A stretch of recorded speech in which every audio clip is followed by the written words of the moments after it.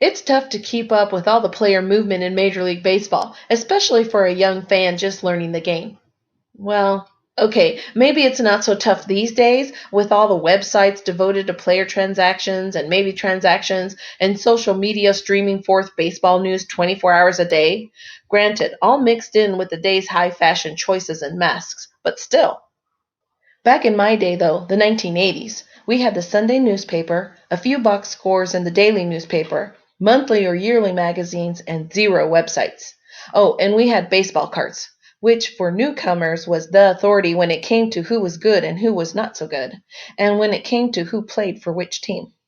That scheme worked fine for dudes who stayed put for 20 or 30 years at an established level of excellence or okayness, guys like Hank Aaron, Carl Yastrzemski, and Jim Gantner. But most players moved around, at least a little. Guys like Bob Knepper, who split his career between the San Francisco Giants and the Houston Astros, but still moved twice among those teams. The problem for collectors and fans who relied on baseball cards for their player geography reports was that the card companies just couldn't keep up. The best we could hope for was that a player traded early in the season would show up in his new uniform in next year's cards. Trades during the season were a crapshoot, though most of the time players did usually show up in the right place when the next round of cardboard came out. Off-season deals presented more of a problem, running up on card company design and production deadlines as they did. In all cases, funkiness like airbrush photos were always on the table.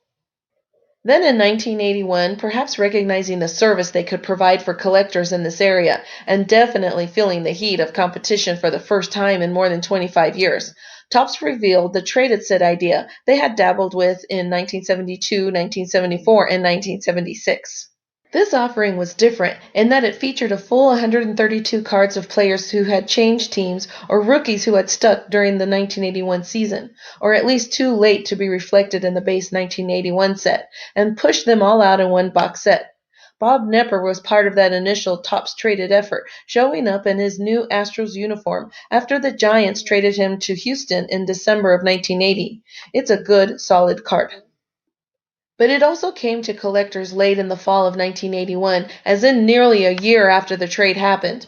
Salve hobbyists, though, and those in Canada already knew the score. That's because they got their mitts on Knepper's 1981 O-Pee-Chee card, the Canadian Topps parallel, during the split 1981 season. And so even though O-Pee-Chee showed the same whip-ready-to-crack photo of Knepper on the mound with the Giants, the little hat in the left-hand corner was orange, not black, and said Astros. Just to drive home the point, O-Pee-Chee typed out a line of text at the bottom of the image, now with Astros, quote marks included. It was a magic, instant-ish update. No traded set required. Like our video? Then like our videos and subscribe to our channel. WaxPackGods.com